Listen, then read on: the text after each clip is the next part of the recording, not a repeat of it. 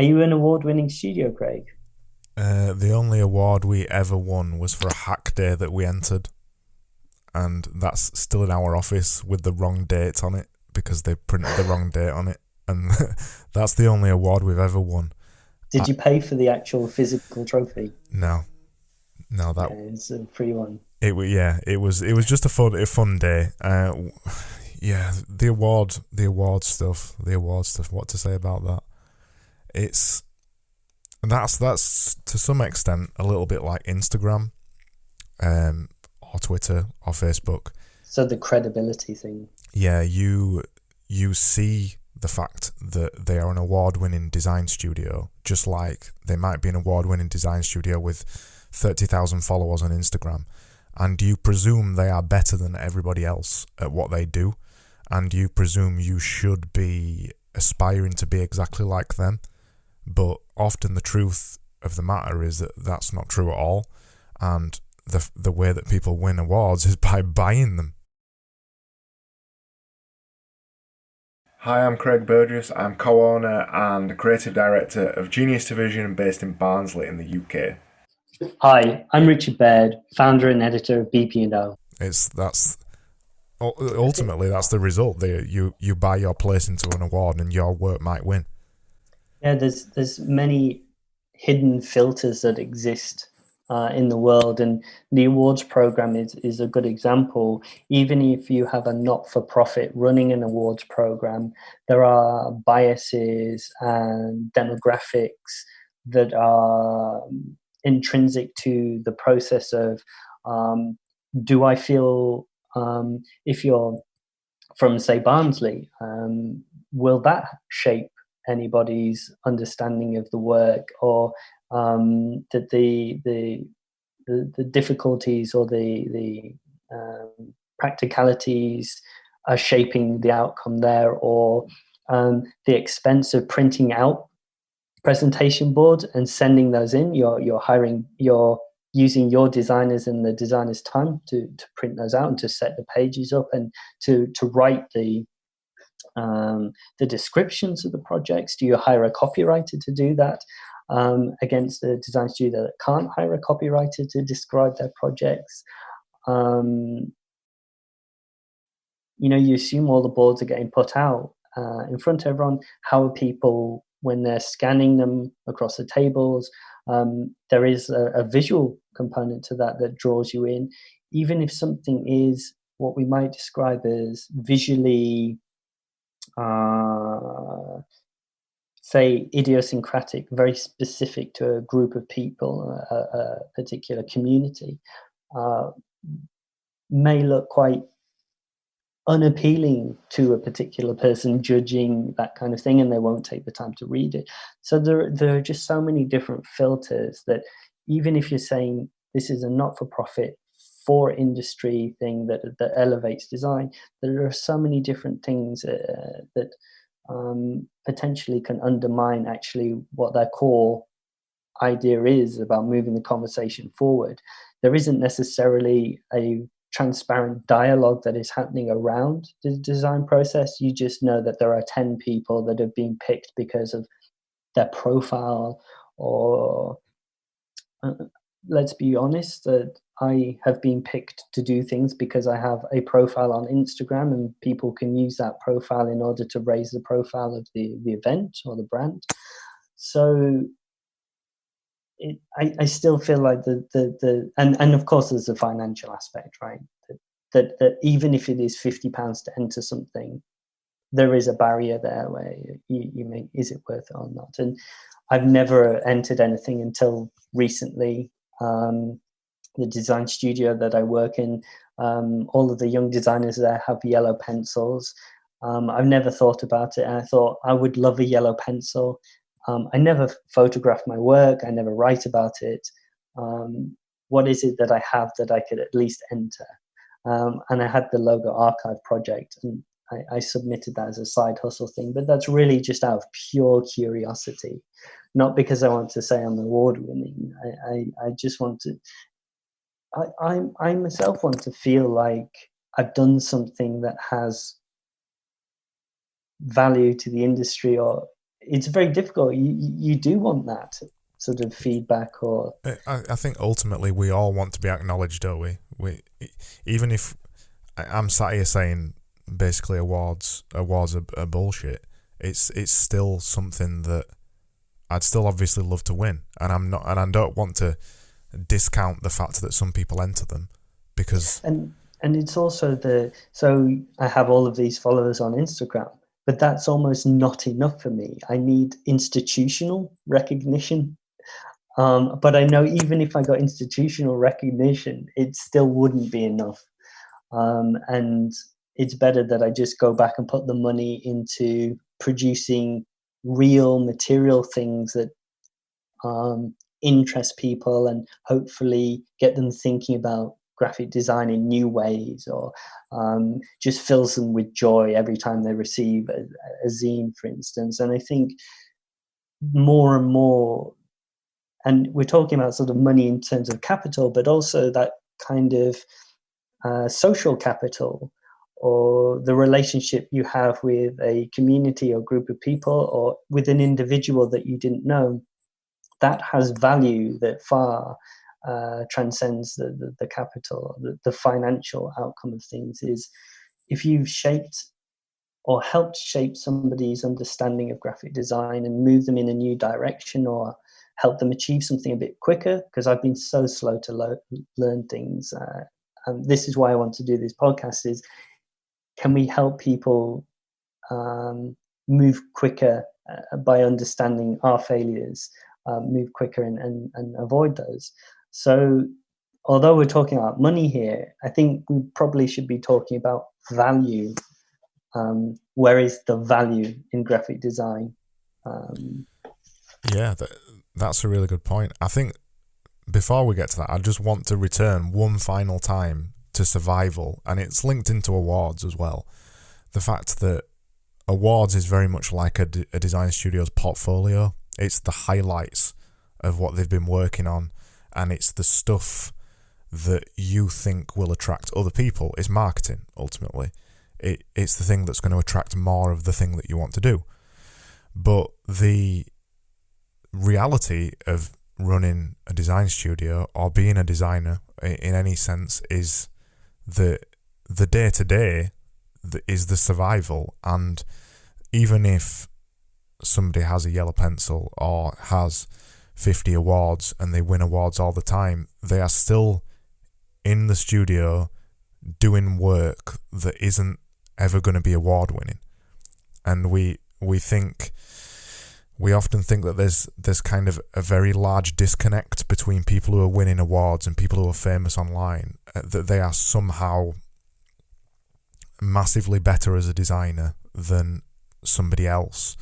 And it's simply not true. It's just that they are showing the highlights of their work. I think what would be really helpful for our listeners would be if we shared something of our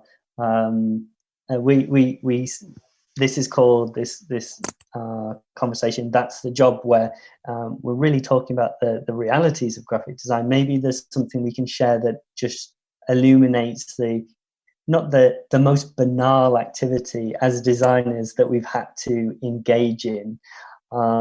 Graphic design can sometimes be a really straightforward and exciting, high visibility activity, but also sometimes it can be incredibly complicated and banal at times. I've been involved in a bunch of projects where I've just spent days and days inputting data into something.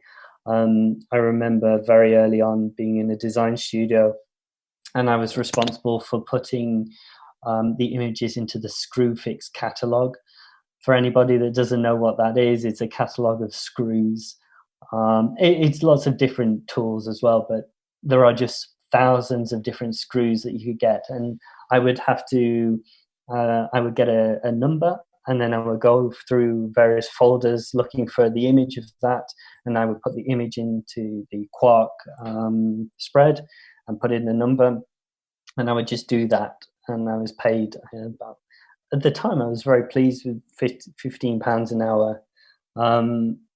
But I made a mistake with the numbers, and I had hundreds of images that were incorrect, and I had to go back and do that. Now, the design agency was so gracious about it because they knew that I was still, I mean, I was selling freelance services, but they still paid me even though I made that mistake. And it's things like that that allowed me to actually pay my rent because they were so gracious about that. Is there any experiences that you could share with people that just let other designers know that design can be really, really boring and time consuming and not exciting? I think whenever you work on any kind of big print projects, the 80% of the work is dull as ditch water and 20% of it is coming up with the idea. I think maybe it's even less than that. You come up with a really cool idea and then you realise you've got to put all the work into it. You've got to copy and paste the content in. No matter what kind of system you set up, there's a lot of grunt work behind that. A lot of my first ever design job, I worked for an agency that designed to a price list. So they charged 150 quid for a logo or something, £400 for a website, something like that. When was this? Perhaps it's always good to know when these things were happening, because the industry keeps on changing, and sometimes they're still doing packages, or packages are a bit more attributed to Fiverr projects or those kind of things. This would have been 13 or 14 years ago. And so I was working to a price list, and with the price list came a certain amount of time I had to spend on a project because they needed to make money, and because the margins were so low, they basically charged £150 to make a logo. I would design the logo in a set amount of time. I think it might have been an hour or something, and they paid me £6 or £7 an hour, or something. It was minimum wage, whatever it was back then, so it might have even been £5 an hour. So the work I typically did was high volume, very, very high volume. Not at first, because it was one of my first, it was the first full-time design job I had. Previous to that, whilst I was still studying at college, I had a part-time job as a designer. This was my first full-time one, so I was still very green, and I was churning out loads of work every day. The majority of it wasn't very good. The standard wasn't high, and then the feedback came back in. They had a ton of processes. The whole way it was set up was fantastic. I learned so much there. They had a set questionnaire that they asked clients before the project started. It was very systemized. And then when the feedback came back in, it came back in on a form, so I could see the exact feedback. But I never got to speak to the client, and that was half of the way it worked and how they kept the costs down so low. So there was never any satisfaction, really, with the work that I was producing, because the standard of most of it wasn't very good. The feedback that came back, because they were a low quality client, it was always terrible feedback. So it'd either be I hate it, or it'd be I don't like pink, or it'd just be benign feedback that you'd have to action because you couldn't speak to the client to explain to them why you'd made the decisions. So there was very little job satisfaction on the surface for that job, and I did that for a year and a half. And looking back on it, and I did enjoy it at the time. I did enjoy it. I'm a little bit of a masochist in that way, that I understand the process. Did you recognize at the time that you were learning and that it would shape you in a positive way, or were you ungrateful? Or No, I was very grateful for the opportunity, and the thing that saved me with it was I knew it was going to make me a faster designer and be able to come up with ideas much quicker. So I valued that process massively. I also valued the fact that I knew this wasn't the ultimate standard of my work. So I always held on to the fact that I wasn't going to get drawn into producing design work like this on a permanent basis. And I also did tons of stuff in my spare time too, just to get better and stuff like that. So did you have an exit strategy for that job where you say, I'm gonna do this for a year and a half because I recognize that I'm learning something, but I'm going to say in a year and a half I am leaving, and I will have a portfolio, and I will pick out some of the things that maybe did turn out well, or in my spare time and build a portfolio. So because I know that for some people, they can get a bit stuck and rely on that income. And I think that it's worth always remembering that as long as you're learning something, you're surviving, and you've got a plan to move yourself forward, it's okay to just do that. You don't have to like it. Or I never really, I had no sense of what level, or I actually always thought that the work was okay at the time, and I've always found that. You always do, though, don't you? Often, yeah. But now I'm very much more critical, and I learned to be critical, and I need that self-criticality in order to make the work better. Whereas when I was younger, I didn't really have that. I knew that the work that I was producing wasn't the best work I could produce, but when I did produce the best work I could produce, it still wasn't very good. But it was a step below what I knew I could achieve. My exit goal was actually to start my own agency. That's what I was going to do, and they actually give me a day back while I was working there. They let me work from home so I could start my agency, and they actually also started employing me as a freelancer for a couple of days a week, so they helped me massively. It didn't end up working out at that point. I didn't go full-time freelance. I actually got another job after that. But they give me tons of opportunities, and I always remember the value of everything they gave me purely for the speed, because in terms of making money in design, especially if you go to university, the process is very, very slow. The creative process is slow, and we don't often get the opportunity at university, sometimes because the lecturers don't understand it, or just because of basically the education process. We don't get it explained to us that you cannot sit around for 6 months designing a logo because you'll just make no money. Yeah, there's a tension there, is that the tutors want the students to build up a portfolio that will get them through the door, but they know to build that portfolio, they're going to have to sit on a project for 6 months in order to make it at least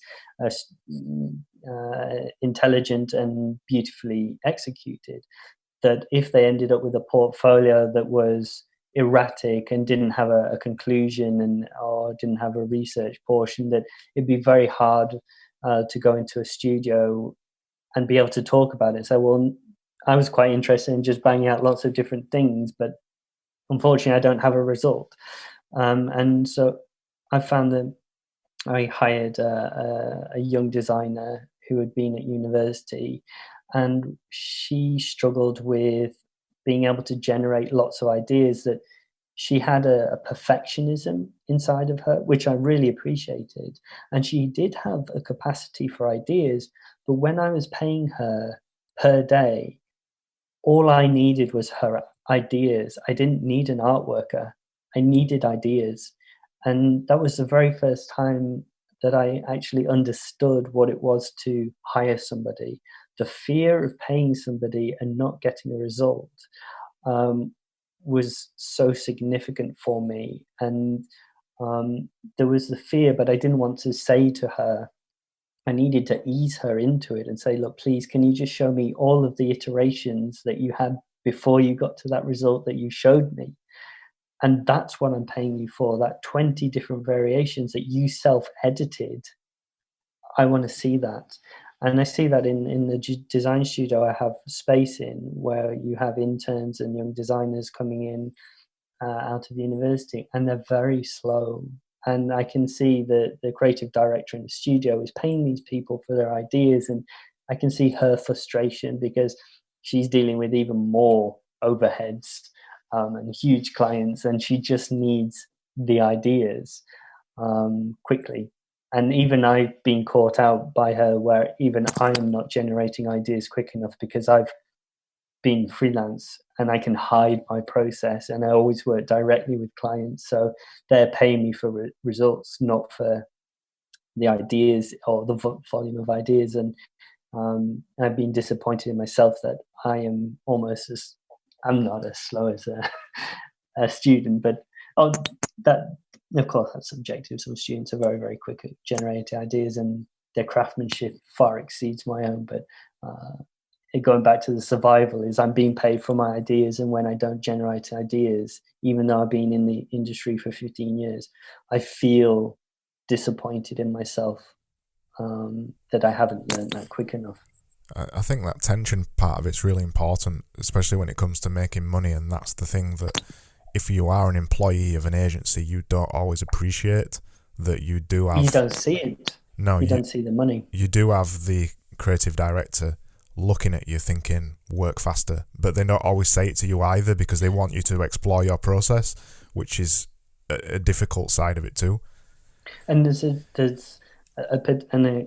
I can only really speak to where I have a studio space, is that the creative director is actually very generous in the way that she gives time to the younger designers that essentially costs her money, but she really wants to see them grow and develop but also have the realities of what it is to design in a design studio. And for some, they feel like it's very demanding and that there's a lot being asked of them, but sometimes I don't realize the generosity that's actually happening, because I having run or been freelance and run my own studio, or my little business or whatever, the pressure of the money is so huge that for her not to say that to you is very generous, and to give you time, but they don't see it. And that's why we're having this conversation. It's just to reveal that kind of burden that employers have, and just be aware of that.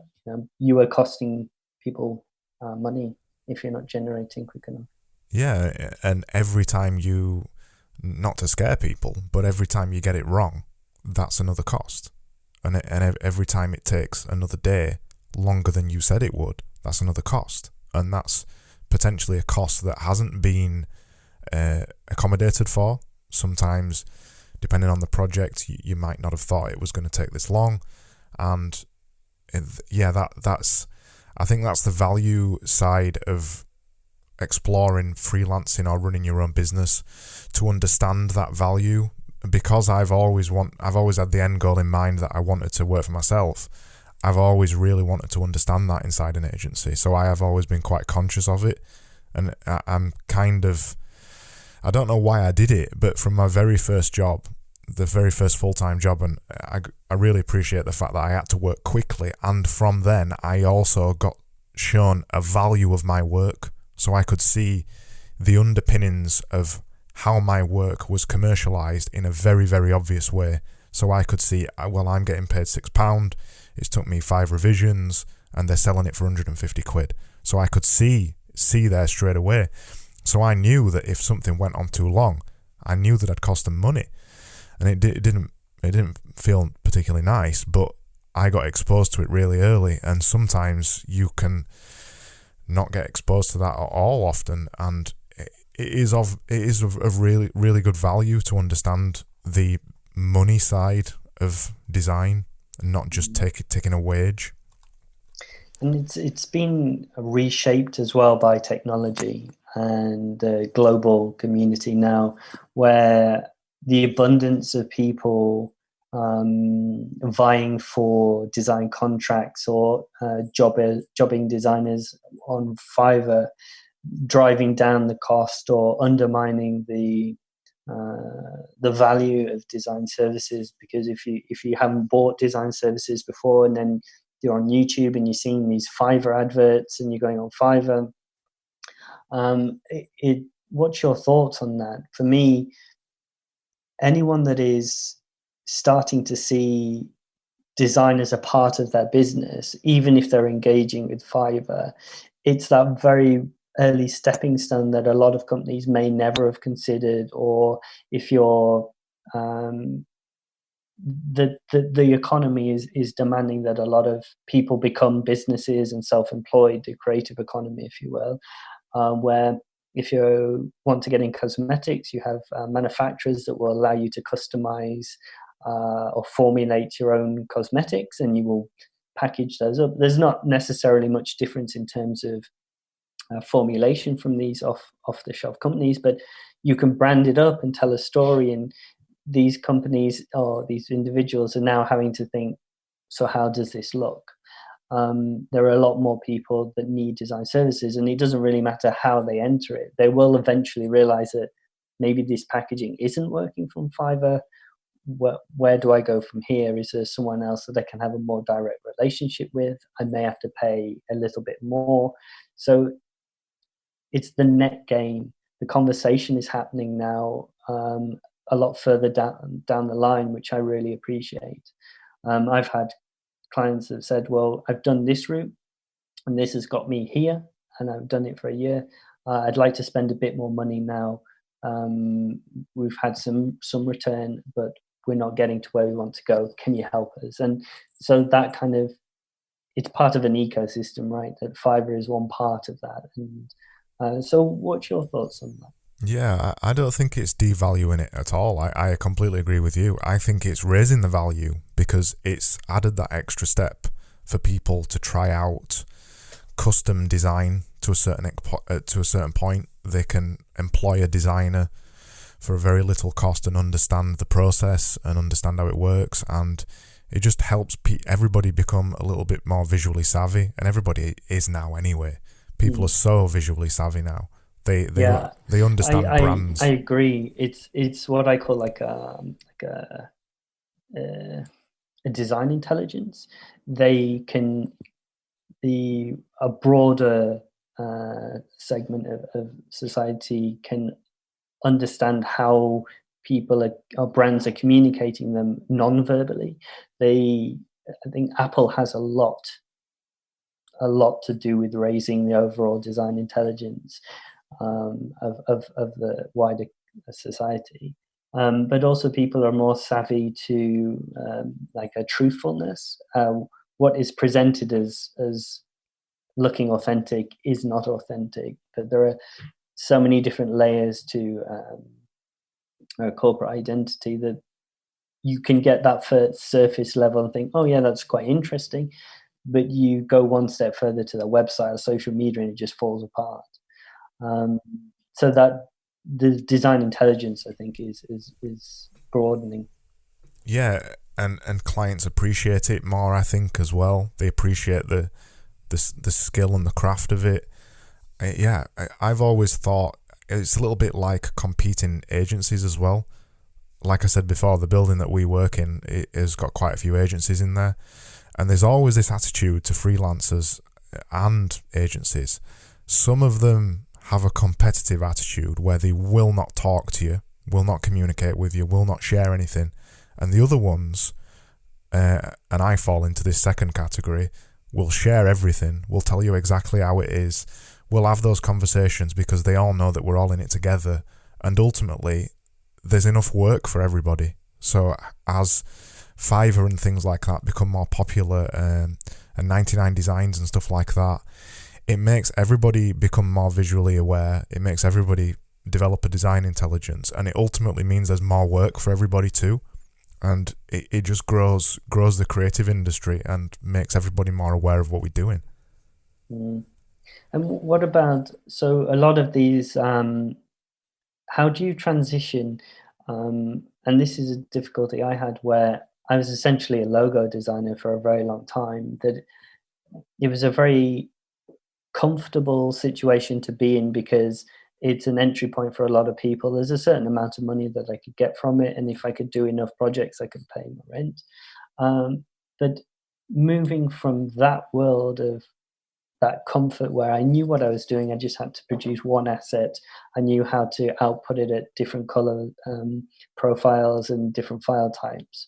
But you can get stuck where you're not really learning anything about strategy. How can you bring more value to a brand? How do you go from that logo design Fiverr world or what you were doing within the £150 and to providing corporate identity packages and understanding a bit about strategy that you don't necessarily learn about at university or that kind of thing? And I suppose some people would ask about pricing those kind of services. Strategy is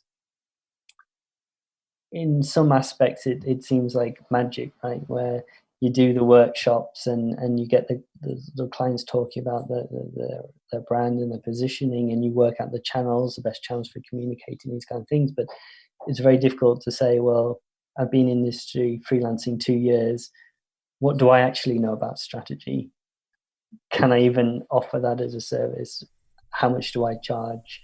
I think there's a hierarchy to it, isn't there? When you've got not very much experience, you can't offer those services because you just don't have the experience to offer it.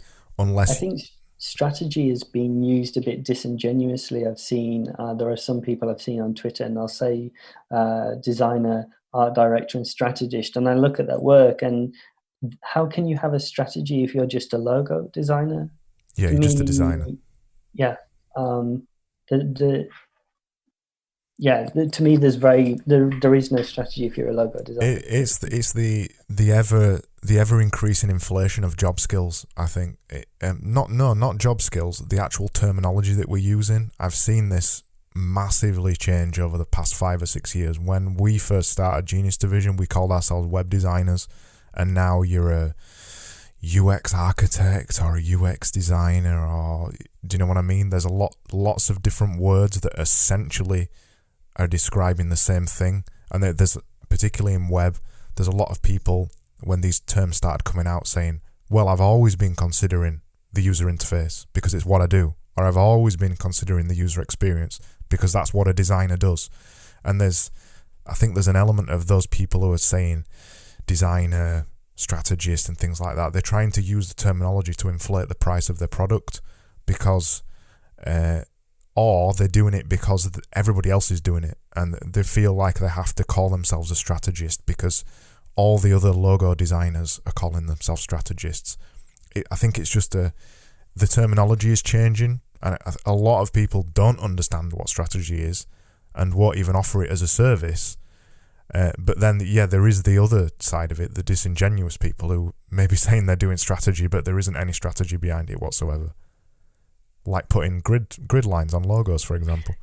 And we had this conversation on Twitter, didn't we, an exchange, and that was my reading of it, is that I was a logo designer for quite some time, but I never used grids and guides. I just didn't understand it, but I felt like what I was seeing was firstly a way to differentiate themselves early on, where an idea catches on, and it's where young designers start discovering the ways in which the mid-century designers constructed their logos because they didn't have software. They saw the grids and the guides because this is how they were having to show how sign makers would replicate their logo because they didn't have a computer file. They would have a mathematical grid that the sign maker could then see and scale it up or down as needed. And I think they saw that and thought, of course, it's very beautiful, it's very mathematical, but also perhaps they saw a way of bringing more credibility to something that was essentially very, very simple. The simpler, as you and I, we've learned over the years that to design something simple, a simple logo, has taken us 15 years. But it's also taken us 15 years to realize that we don't need to dress it up in any other way other than saying to your client, I've had a look at your industry, I've listened to what you said to me, and I've created this thing that I believe is distinctive and memorable and will help you stand out and will accumulate meaning over time as you have a good relationship with your audience. That takes a lot of confidence and a lot of time to get to. But before then, it's how do you sell in something? How do you increase the value of what you're doing if what you're doing is always logo design? How do you almost have to legitimize it to yourself in order to sell it to the client. So I've used the golden ratio. This is what the designers I've seen on Dribble, for instance, are doing, and they have 10,000 followers, so they must be doing something right. So I will apply it to what I'm doing. I've always found grids and guides in logo design to be a constraint. I don't understand why I would want to put that kind of limitation on what I'm doing. Of course, when you're designing a brochure or a magazine, a 100-page document, you're going to need some grids and guides, margins, whatever. But to me, it's another smoke and mirrors kind of thing, and designers are better off staying truthful to what they're doing. Just saying to the client, this is what a problem or the absence of something that you've had, and I've produced something that I believe is credible, and here's why, instead of sort of dressing up with the visual things. But again, going back to, say, a brand document, perhaps you do need to put in some guise of clearance around the logo, things like that, whatever. I think we're kind of on the same page there, but is there anything you'd like to add to that? I think you touched on it a little bit with the value thing. I think that's a good thing to mention. The value is so tough, and it's a sliding scale as well for different clients, for different projects, for different industries, for different purposes. We often, as designers, we get asked, how much would it cost to design a 20-page brochure, for example? And then we go away and we say, right, well, it's going to take us 5 days. We're going to charge that time and then move on. But the problem with that, I've always found, is that as you get more skilled, you earn less money if you keep doing it that way, because you get quicker, and then you are penalised for getting quicker and better. And we often get stuck in a trap of that when we're designers. And then you start to raise your prices a little bit, and then you start to feel guilty, or at least I do. I know that some projects, you put the price on and you think, they're never going to pay that much money for it. But you know that you're worth it, and all your experience shows it. So you kind of come to an uncomfortable level with value that it exceeds the amount of time that you are spending on the project, but it is still good value for money. And sometimes I think it's good to almost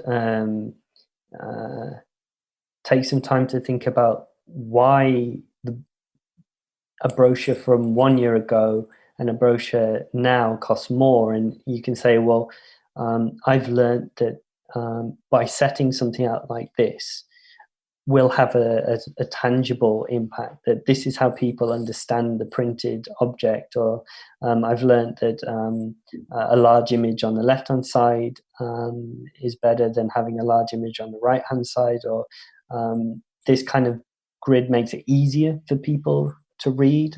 I've learned that from experience between that piece of work 1 year ago. And that by saying that to yourself, that you now understand these principles a bit more, you've even tested it, you've had that communication with previous clients and said, how's this new brochure design done? That when it comes to designing that brochure now, you can say, you've learned this, this, and this, and that's why this brochure will cost more to design, even if it was exactly the same a year ago. I think in terms of value, though, as you've probably found as well, when do you decide that brochure that you did a year ago does now cost more money? How often do you kind of raise your prices, or the value of the work that you provide? How's that worked over the years for you? So I've been very instinctual, that it's always related to my circumstances. What does it take for me to survive? Not to be indulgent in my living standards. Where am I living? How much does it cost me to sustain that lifestyle? Am I being excessive? Is the money that I'm charging give me enough to also do the projects that I want to do in terms of choosing clients? So am I making enough money to be more selective? Am I making enough money that gives me the time to learn and grow as a person and a designer? So that's the strategy side of things. Am I giving myself enough time to do courses, or to read more, or to have conversations with people that have done that before? And time, of course, is this really important thing, that time and money are related, that you can acquire an infinite amount of money. There are enough zeros you can add to one, but you are essentially finite. You will die, and you have a certain indefinite, or you don't know when you're going to die, right? So time is not something you can acquire, but it's something that you can decide how you want to spend it. And the more skilled or better you get at a job, the more that you ask for a bit more money, you're essentially buying back time for yourself to grow. And this is related to how much I charge, is that how much time do I want to buy back for myself? And then how much money do I need to do the projects that I want to do, or the personal projects, things like Logo Archive, which is self-funded. So that's what I'm thinking about when I'm charging. I'm not thinking necessarily totally the value of the project to the client. I'm thinking about my own growth, or how do I become a better person? How do I free my time up to do the things that make me happy? And I think that's almost more important to me than sort of acquiring enough money to buy more. Yeah, that's what I think of, is how much time can I buy back, and how quickly can I buy more of my own time back. Would you charge two different clients the exact same amount of money for the same project? No, but that's for me, that's more like an ideology or a philosophy. The way I live my life is that I just simply couldn't do it. I know a lot of people look at how big the client is and how much value that even if the objects are the same and that client can afford more, I just can't really do it. It's just not in me. I have like a set kind of how I value myself, not how much someone can afford. But that's a personal choice. I know that some of the people do it the other way, and I have no problem with that at all. I understand that people want to accumulate more capital more quickly, but I'm more of a. This is why it's taken me so long to grow personally, to grow my business, to do anything, because I just can't do it. I'm exactly the same. I would love to be able to say, you know, a local client came to us and said, we want to design, I don't know, a website.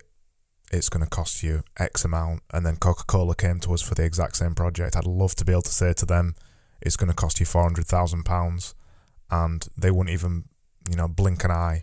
And I wouldn't be able. That's an interesting point, right?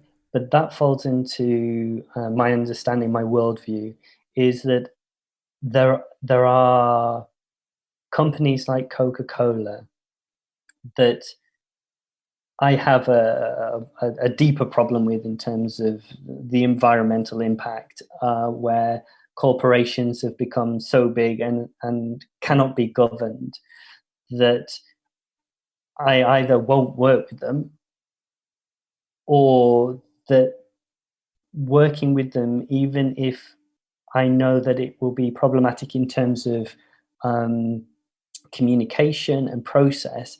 Now, I'm not saying that I would undermine my ideology for more money, more that I would take on the project for more money, even if the project was going to not be fun or be a problem. I would take it on for that. Because it would then free me up to buy my time back, to fund the projects that I would really love. So faceless corporations like Coca-Cola, or, you know, these kind of companies, I have less of a problem with. But that's because I have a particular worldview. And I don't think it's as problematic to Rip them to off. see, not rip them. I don't see it as ripping them off. It's just that I see that it will be their processes and their and the pragmatics of working with them would just be so problematic that I think I should at least be compensated for that level Yeah. of bureaucracy. Yeah, I get that. The kind of even though Coca-Cola's an extreme example, the kind of point I was getting at is a similar one to you, that I wouldn't be able to charge a smaller client who I know doesn't have as much money versus a client who is larger. I wouldn't be able to charge them a lot more money for the same project morally, similar kind of point. I suppose it's the flow, right? It's like if you're flowing upwards and you're charging more for Coca-Cola, but you would go backwards where you charge less for a company that you knew didn't have much money, but you were really interested in helping them. It's like pro bono work, right? That you're happy to actually reduce your cost for a smaller company that is struggling or that you have some kind of investment in or interest in, rather than the other way where you're saying that it's wrong to take more money from a bigger company. Ultimately, we're talking about morals. Well, our own personal morals. When we're not saying that it's bad or there's a good or bad thing. The whole pricing design work is a nightmare. Full stop. And I don't think any of us really know what we're doing when we first start doing it. The ethics thing is really important because the ethics is a construct that it's a relationship that is formed between people, and you decide what you think is right or wrong, and that might be founded on religion or your socioeconomic background or your upbringing. It's essentially a worldview, and it's really up to you to decide what it is that you believe in, and to live by that belief at that particular point in time, but also be open to being flexible, to hearing different points of view from other people, and adjusting that worldview and set of values as you move through life. So you can only sort of establish that framework by learning, by reading lots of different things, communicating with lots of different people. And my value system, I never compare that to anybody else's value system unless they, I believe, are doing harm. And then I may engage with that person and say, well, perhaps what you're doing is causing some kind of harm. And I mean that in terms of psychological or environmental. And being free to express that is a really important part of where we live, where we've got that privilege. So the thing that we were talking about Coca-Cola is really just my worldview that I've constructed that may change over time, but is something that I choose to live by, and it's completely up to anyone else to choose their own sort of value system. And again, it's going back to the survival thing, is that you do whatever you need to do to survive in this world. It's very, very difficult. So if you need to work with Coca-Cola and you don't believe in Coca-Cola, but you have to pay your rent, you do whatever framework I'll create, whatever you need to do to make that work for you. I agree. We're often told by people on Twitter, famous designers and young designers look up to famous designers, and people saying, don't ever do free work, or don't ever work for Coca-Cola, or don't ever do this thing or do that thing. And the truth is that none of it's ever black and white, and even the people who are saying those things have definitely in the past done those things. Usually that's the reason they're saying them. Yes, absolutely. Yeah. And none of it is black and white, and that is why it's so tough, and especially as a young designer, especially pricing, particularly. That's the thing that I get asked the most by people about pricing stuff. And people just want an answer, though, don't they? That I can feel their difficulty, their pain around it. You just want somebody that you look up to give you a straight answer and say, okay, I've looked at your portfolio, I've looked at your housing situation and your background, and I've worked out that you should be charging £30 an hour.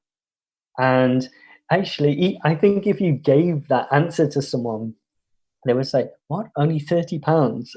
You would never give them the answer they want. It's like where you have to guess somebody's age, right? That you're setting yourself up for a failure. So all we can do in these conversations is you say, "Well, I want to give you an answer, and my answer is this. Look at how much it costs you to live your current lifestyle. Be sensible in what you're buying. Don't overconsume things.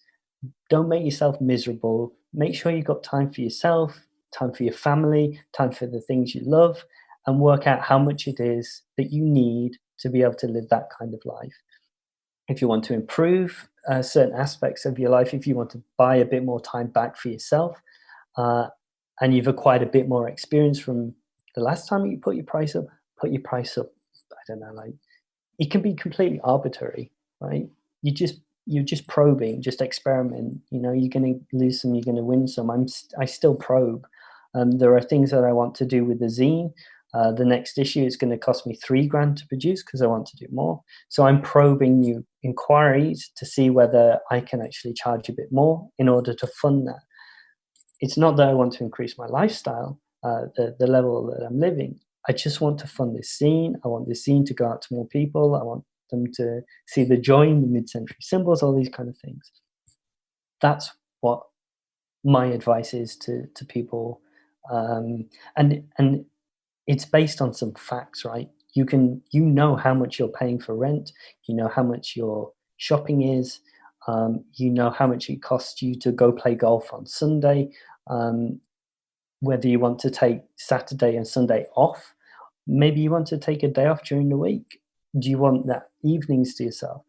Do you have a family? All of these kind of things. How much time do you want for yourself? These are very pragmatic things that you can do to work out how much you need to charge. Just do that to begin with. And, you know, downsize if you want more time. Downsize where you're living, spend less on food, buy different brands, whatever. There are lots of practical things you can do to work that out. And I've never heard anyone actually say that to people, that it's become a bit of a confusing mess sometimes when I read all these weird different ways of pricing yourself, or it becomes very esoteric and it's just, these people just want a pragmatic and practical solution, or they just want the answer. And I think that's the closest I've come to being able to construct some kind of how much should I charge argument. I think that's a great answer. And actually, I've got a really good book too. So it is called, I don't know if it's even going to show up, The Psychology of Graphic Design Pricing. Oh, wow. By Michael Jander. Yeah, Michael Jander. Book is fantastic. As a young designer specifically, if you've never charged for graphic design work, this breaks down everything. It talks about profitability. It talks about what you just mentioned, working out your hourly burn rate, how much money you actually need to survive. Basically, and it's got little worksheets in there too. I don't know if that's going to show. But it's got like little...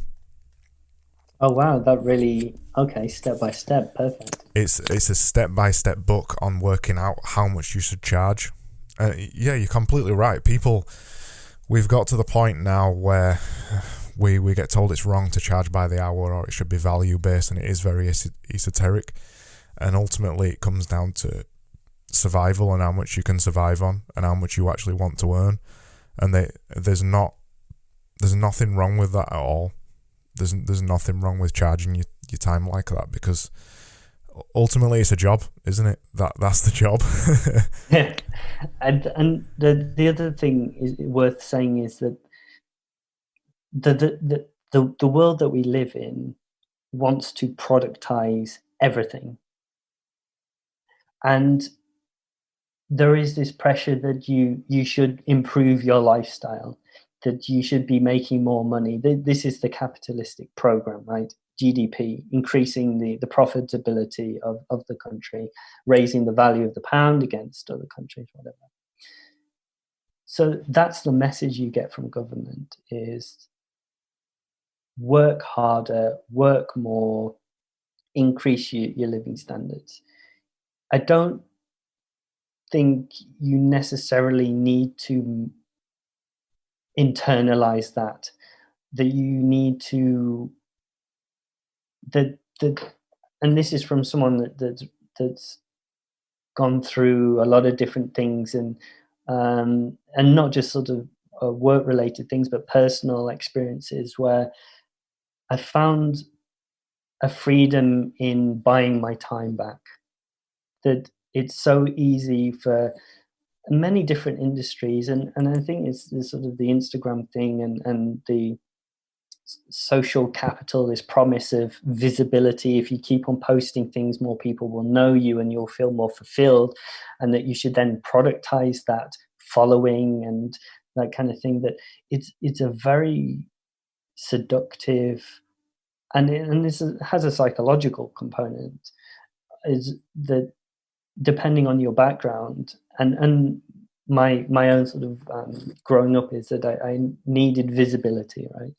And it's still something that drives me forward today. But if you can unhitch your cart from any sort of past psychological experiences where you need people to tell you you're good, or that you can remove yourself one step from that capitalistic program where the society is demanding more and more from you, that you feel like that you don't deserve to sleep in on a Saturday morning, or you don't deserve to take Sunday off, that you should be constantly productive.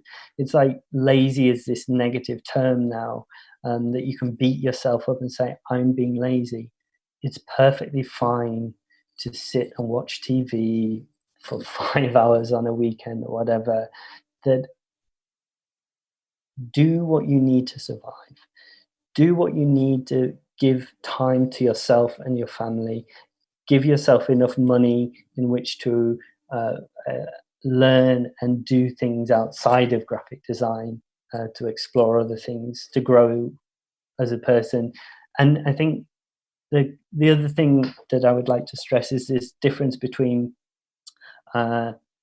consumer and civic responsibility has been conflated, is that we're being shaped more into having a responsibility to buy more in order to sustain economic growth. And I think what we're finding now is, because of the current situation, the rules might be slightly more rewritten, where suddenly the government is now asking us to be having given us 10, 20 years of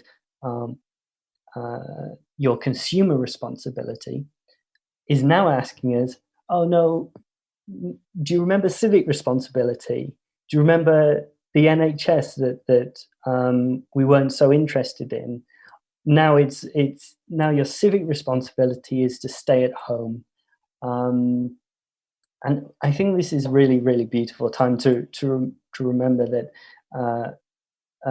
we're part of a collective people. We have a responsibility to help people, to be involved in politics, and not just to be kowtowed into the capitalistic program of consumption. Are you happy? And if not, what can you do to improve that? Yeah. I've got nothing to add to that. That was an utter monologue, wasn't it? I have to be careful with stuff like that. No, you don't. It's beautiful. I know, right? It's a very personal thing for me, is that using Instagram and Twitter and having my behaviors shaped by that and not recognizing that.